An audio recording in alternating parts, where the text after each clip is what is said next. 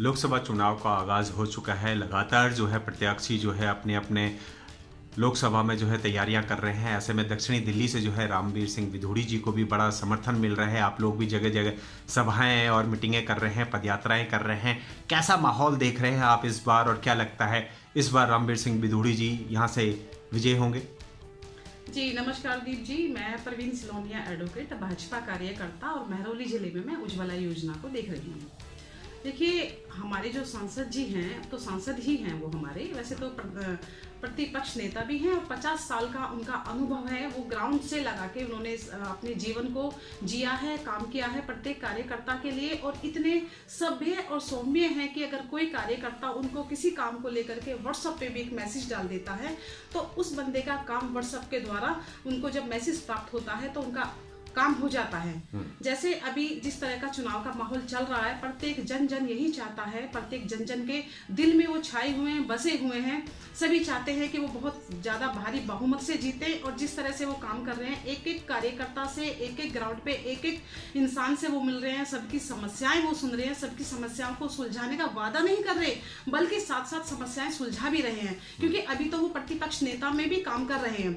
तो जिस तरह का जो माहौल बना हुआ है, चुनावी माहौल, उस चुनावी माहौल को लेकर के उनके दिल में ऐसा कहीं कुछ नहीं है कि वो कोई काम ना करे, सिर्फ चुनाव के पर्पस से ही घूमे। उनका घूमने का पर्पस चुनावी पर्पस नहीं है, बल्कि जनता के साथ में रह के जनता की समस्याओं को सुनकर समस्याओं को सुलझाना है, उनके प्रति कार्य करना है।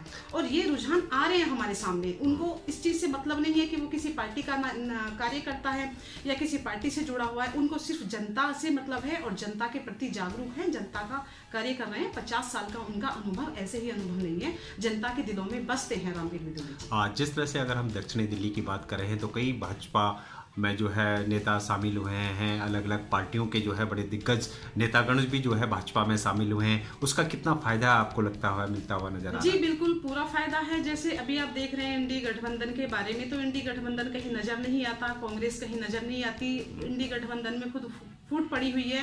और अभी अगर हम आम आदमी पार्टी की तरफ देखें तो उनके अंदर भ्रष्टाचार की इतनी नीतियां उनके अंदर बसी हुई हैं। खुद उनके जो मुखिया हैं माननीय केजरीवाल जी, वो खुद सलाखों के पीछे हैं। इनकी पार्टी के अंदर जो कार्यकर्ता हैं, जो मंत्री तक हैं, जब उनको ये लग रहा है कि ये तो पार्टी भ्रष्टाचार से लिप्त है और भ्रष्टाचार को नहीं छोड़ने वाली, तो मंत्री वहां से खुद निकल के वहां से टूट के खुद भाजपा में आ रहे हैं, क्योंकि वो जानते हैं कि भाजपा राष्ट्र को सर्वोपरि मानती है और प्रॉपर तरीके से कार्यकर्ताओं के प्रति समर्पित रहती है। जिस तरह से जो है उनका एक नारा है कि जेल का जवाब वोट से, क्या लगता है जनता कुछ असर पड़ेगा इस पे? देखिए, सबसे बड़ी बात तो ये है कि जो जेल में वो गए हैं वो अपने कृत्यों के कारण गए हैं, क्योंकि इसमें जो वो ब्लेम करते हैं भारतीय जनता पार्टी को, बिल्कुल गलत ब्लेम करते हैं। जब कोर्ट से उनको रिलीफ मिलता है तो कहते हैं कि हमें न्याय मिल गया। जब कोर्ट ही उनको बेल देने से मना करती है, उनके सारे सबूतों को, गवाहों को देखते हुए, तो वो कहते हैं कि हमें भाजपा ने अंदर डाला है, हमें ईडी ने अंदर डाला है। तो ये उनकी जो मनगढ़ंत कहानियां हैं वो जनता को समझ में आ रही है और जनता इसका जवाब देगी।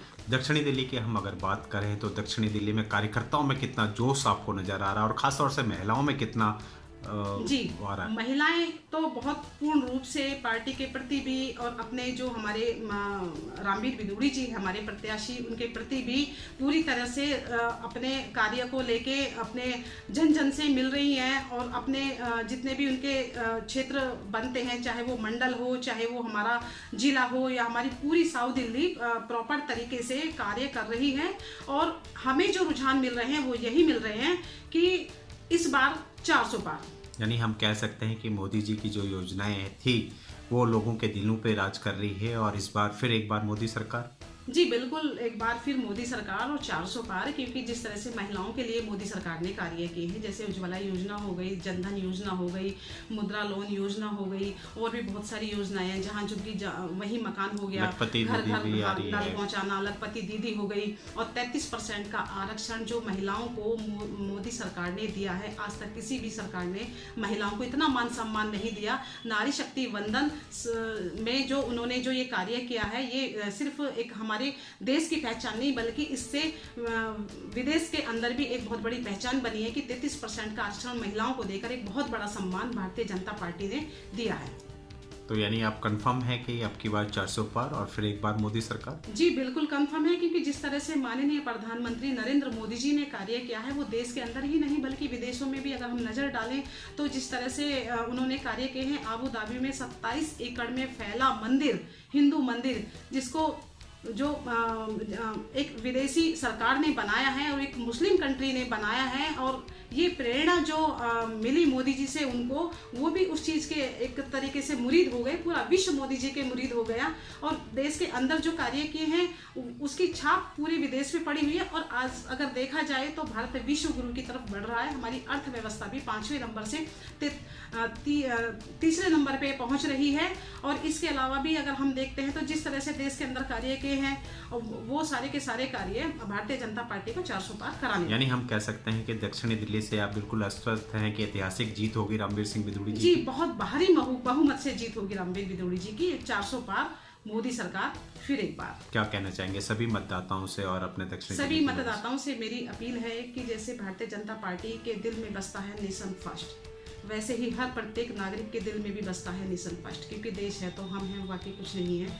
और एक भारतीय जनता पार्टी ऐसी है जो भ्रष्टाचार के खिलाफ लड़ाई लड़ती है, गलत चीज़ों के खिलाफ लड़ाई लड़ती है। भारतीय जनता पार्टी वोट की राजनीति नहीं करती, भारतीय जनता पार्टी विकास की राजनीति करती है, इसलिए कहती है कि सबका साथ सबका विकास। यानी हैट्रिक लगेगी इस बार फिर से? जी बिल्कुल हैट्रिक लगेगी। और मेरा सभी जनता से मेरी अपील है कि ज़्यादा से ज़्यादा संख्या में घर से निकलें और सभी वोट करें और अपने वोट की कीमत को समझें। ये लोकतंत्र का पर्व है, इस पर्व को बहुत खुशी से बहुत अच्छे से मनाएं।